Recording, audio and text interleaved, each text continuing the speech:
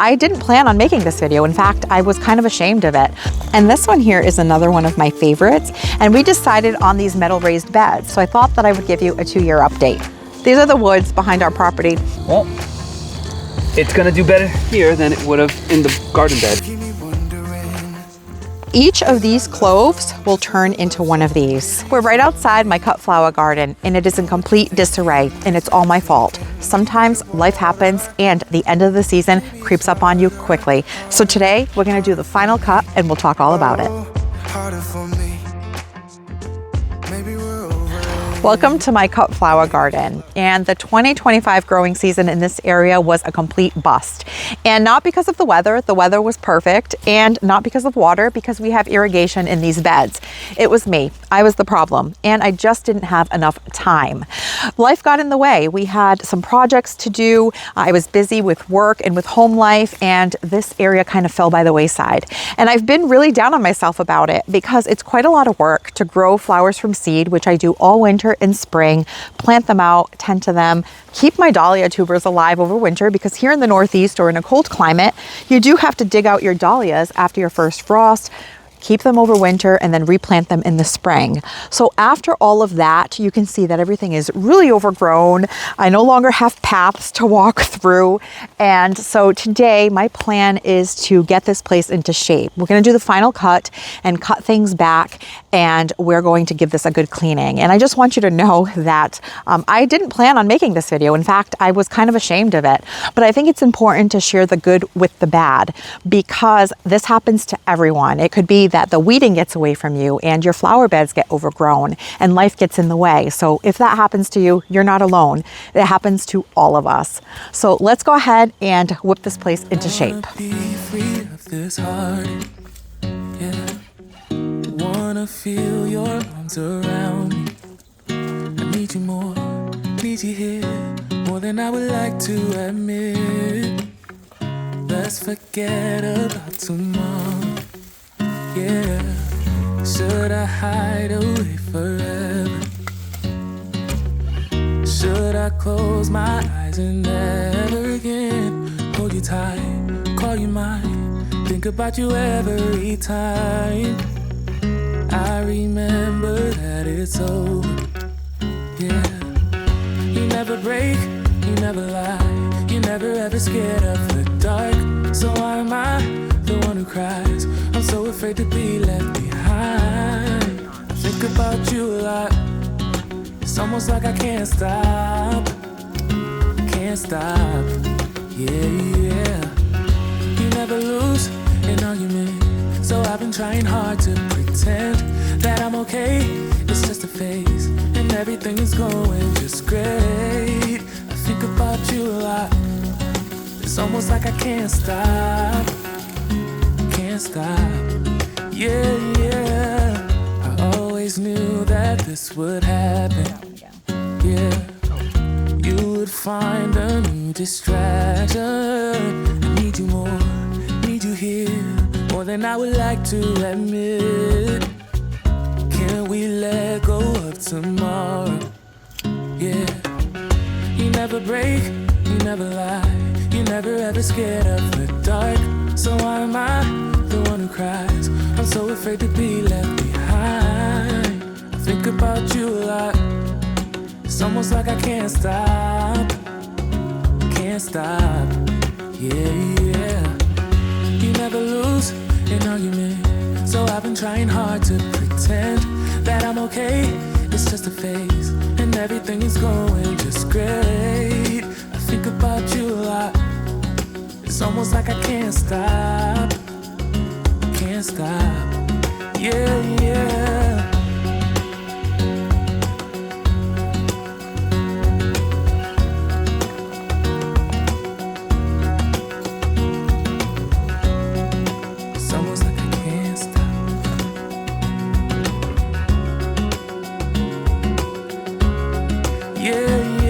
It's been a couple of hours and I've done quite a bit of cleanup down here. We actually have paths to walk through again, and I was able to cut as many flowers as I think I can salvage. And let me show you some of these really pretty varieties in case you were curious while I was cutting them.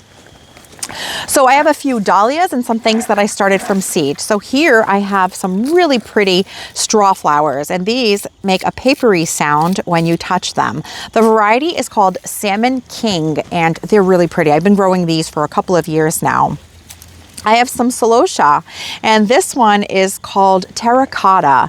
I purchased the seeds from Select Seeds, and these are super easy to collect seed from as well. I can let a few of them dry on the plant, and then you just put your hand underneath or a paper bag and just shake them down, and they are just like a black seed that will come out of them. They're not fully ripe yet, so they're not really, well, there's a couple. This is what they look like. And then you can grow them all over again next year. They'll even probably self-seed in your landscape or in your planting beds. And then I have another plant that I started from seed. This is amaranth. It's called Oschenberg, and look how pretty that is. Such an interesting filler for a flower arrangement. It gets these dark leaves and then these really tall stems in this fuchsia color. Now I also have some other celosia in here. Now this is a really interesting variety. And the name, I think it's called coxcomb type celosia. And I have a couple of these stems in here. Look at that. So interesting, right? It looks velvety. Yep, they look like velvet, and they also remind me of like the folds in your brain, right? Doesn't it almost look like a brain flower? And then there's another variety of straw flower that I actually grew this year, and this one is just called Red. That one is still closed. That's what it looks like when it's closed. And here's one that's been open for a little while now. You can always tell because it starts to kind of get extra dry around the middle. These make really good dry flowers as well. And let me show you some of the dahlias. So I have this white variety that I believe is called Blizzard. It's a really great size. I think it's a type of dahlia that they call a water lily. And there's all kinds of little critters in here like bugs and spiders and earwigs, which are not great because earwigs will cut through your leaves and make your dahlias look unsightly. But this one here is called, guess what? What reminds you of yellow and or gold and red? Ketchup and mustard. That's actually the name of this dahlia, which is really cool. It's a really pretty one. Not a color scheme that I would have picked for my garden, but someone gave me this tuber and I've really enjoyed it. This is probably the third year that I've been growing it. This one, I can't remember the name exactly, but I think it's called Lavender Perfection. I'm pretty sure. And it leans more pink than it does lavender in my garden. And this one is called Who Me? And it's a white dahlia with a little bit of a lavender purple here as well as in the center, kind of around the tips. Very pretty. This one is called Gits Crazy, G-I-T-Z or G-I-T-S. But what's really cool about this one is that it's a multicolor as well. It has yellow and some fuchsia. And if you look at the back of the petals, it has that pink striping. Very pretty dahlia. Coordinates so nicely with so many other dahlias in the garden because of the colors. You can match it with yellows, with pinks. In fact, look how pretty that looks with this pink one. I don't know the name of this pink one. It's a small ball dahlia that someone had given me, but they look really nice together. There's also a real beauty called Diva. Look at this stunning dahlia. Isn't that gorgeous? It is beautiful. It's like a really deep fuchsia with a hint of purple. And then I have this little orange one that is such a prolific producer. This is called Marn, M-A-A-R-N. And it always provides so many flowers. And this one here is another one of my favorites. It's called Alamode. It has this really pretty peach color in the center with a little bit of yellow, but then it fades to this white that has a hint of like a peachy pink. It is gorgeous. While we've been down here working, George and I got to talking about how we are so glad we underwent a remodel of this space 2 years ago now in spring of 2023. We had some wooden raised beds that we had put up in 2017, and over the years from being out in the elements and from running irrigation in them, they started to rot pretty badly and fall apart. So it was time for an update, and we decided on these metal raised beds. And when I work in this space, I often get questions about how they're holding up. So I thought that I would give you a 2-year update. After 2 years of being out here and growing in these beds, you can see that they still look brand new. The paint still looks great. There's no chipping or any fading. The inside still looks perfect. We have some bolts in here. You can see there is no rust going on, and we run irrigation in these once a day in the summertime. and they still look like the day that we installed them. Now this project, when we did this upgrade, it took us quite a bit. So we recorded a video. It was a period of 6 weeks that we were slowly working on this conversion. And so if that is something that you think you ever want to do, maybe you're growing in wooden raised beds now, or you're just considering metal raised beds, I can link that video below for you to check out. On the Vego website, they actually have a configuration tool that you can go in and you can plug in your dimensions of your space. You can play with different bed arrangements. They also have different styles, a lot more styles since we picked these initially, and different colors. So if that's something you want, I'll definitely link it below. I also always have a promo code because I am an ambassador for Vego that you can check out in the description as well as in the pinned comment. But so far, after 2 years of growing in these, we're really happy with them, and I still love the way that this area looks. I know I've been talking a lot about growing flowers down here. I actually still grow a few veggies as well. I have some kale that was all hidden by all of the flowers that's still producing okay, and it does really well in cool temperatures. So now that it has more light, that should still produce some kale for me for at least another month or so, and maybe even longer. And then look at this parsley. This was one parsley plant, I believe, that I planted back in the spring, and it's still doing great, so I'm gonna leave it alone. The basil was done. It had already gone to seed. My cherry tomatoes are completely done.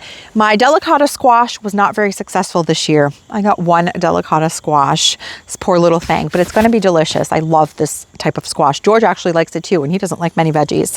I had some peppers, some jalapenos. I already cooked with some of them this season. This is a type of mini bell pepper. And I also started some sugar snap peas probably back in August. And look at them. They're growing. They're starting to produce. There is a bunch of snap peas, and these make really great garden snacks. So I'm actually going to grow another crop right now. In October is the perfect month to grow garlic. Now, garlic is something that most of us use in all of our cooking, right? It is delicious. And let me tell you, it is probably the gateway garden crop to grow because it is so easy. I'm going to show you how to grow garlic if you've never done it before. This will be my 4th year. And after 3 years, I finally got it right. So this past July, so you plant it in October, you harvest it in July. I had a really great crop of garlic. So I am going to do that again, and I'm going to show you how it's done. So right behind us, we have some really beautiful woods, and now the color changes on the leaves are gorgeous. But because we have a lot of mature trees on our property, the squirrels have been throwing acorns at us all morning. And one of them actually grew this baby oak tree in my bed. So as I'm cleaning it out for the garlic, you can see the roots I ripped right out of the ground. So that's what happens with acorns. If you kind of just let them hang out, they will eventually sprout into a little tree, and then you'll get more native trees. Great in the woods, but not so good in your planting beds. So I had to pull this one up. Oh, squirrel. Look at them. There's a bunch of squirrels climbing up that tree. These are the woods behind our property. And George took that little seedling and he's just gonna shove it somewhere in the woods. He's like, oh, maybe it can live. It's actually really cool back here. I don't come back here too much because I don't want to get ticks, but it feels like a little woodland forest. Good job. Need a little espoma. Yeah, a little fertilizer, a little water. But this is all loose soil over here. Yeah. This is all like native soil and things that... Well, it's gonna do better here than it would have in the garden bed. Yeah, that's true. So now we planted that out. This is actually where we put like our grass clippings and any scraps that we cut from our beds. And so this becomes like a big, huge compost pile for us. And look at these native ferns. To grow garlic, it's super easy. First, you're gonna need some heads of garlic. Now, the mistake that I made the first year that I grew garlic is that I had heard people say that, oh, you can just grab a head of garlic at the grocery store and use that to plant it out. And it did not work because the store garlic is usually treated so that it doesn't sprout too quickly. And so it is also difficult to grow from those cloves. So the second year I did go ahead and order garlic, but then I had planted my cloves too deep. So that was mistake number 2. And finally, finally, by year 3, I figured out exactly how deep to plant them, and I ordered some seed garlic. So that is what you want to do. You can go online. There are several retailers. I happened to buy mine last year from Pine Tree Seeds over in Maine, and I purchased 2 varieties. I have the music garlic and the German white garlic. The thing to know about which variety of garlic to buy as your seed garlic is that depending on where you garden and what your temperatures are, you're going to either get a soft neck garlic or a hard neck garlic. So if you garden in a warmer region, typically you're going to grow the soft neck, and if you are in a colder region like here in the Northeast, we grow the hard neck. So as long as you know your gardening zone and where you are, you can just Google it and figure out which type of garlic to grow. Once you buy your seed garlic once, you are going to have it forever as long as you keep growing a new crop each year. So you really only have to make that investment one time. And once you harvest your crop of garlic, so for me here, like I mentioned before, it's at some point in July, I saved my largest heads of garlic so that I can have the biggest cloves to grow my new stalk of garlic. So you can see this is a really great size head of garlic. And look how large these cloves are. And so each of these cloves will turn into one of these. So from this to this, which I always find so amazing.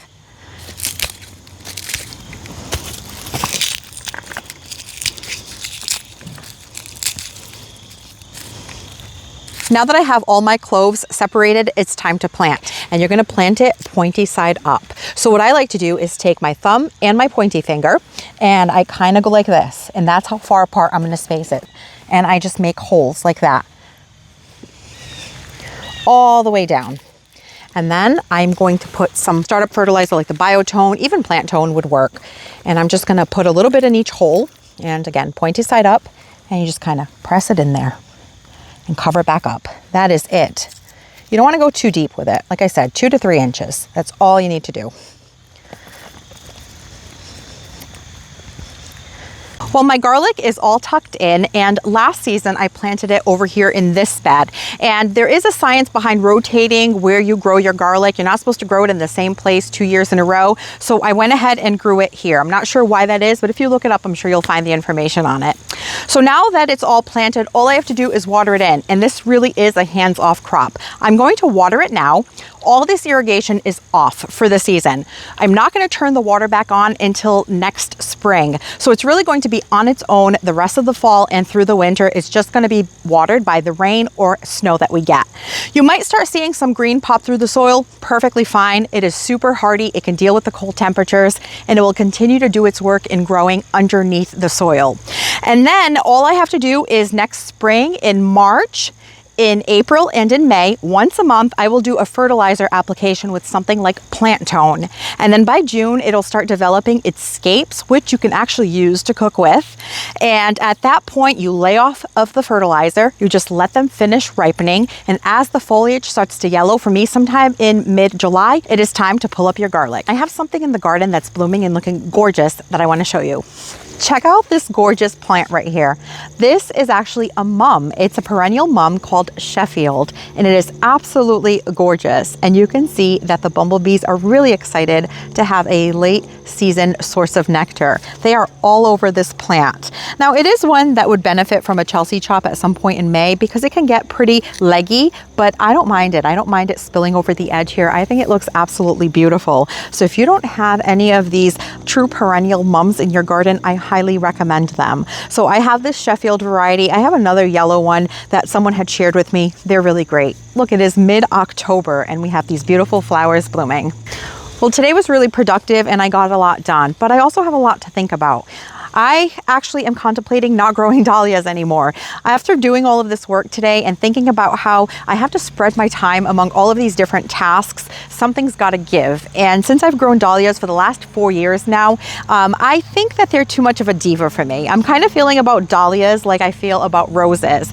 They're beautiful, but for me, not having as much time, are they worth my effort, right? So George actually made a good point. He said that zinnias are just as beautiful as dahlias. And in fact, when I've had some dahlias and zinnias together, some of them rival each other because there are some really beautiful varieties of zinnias now.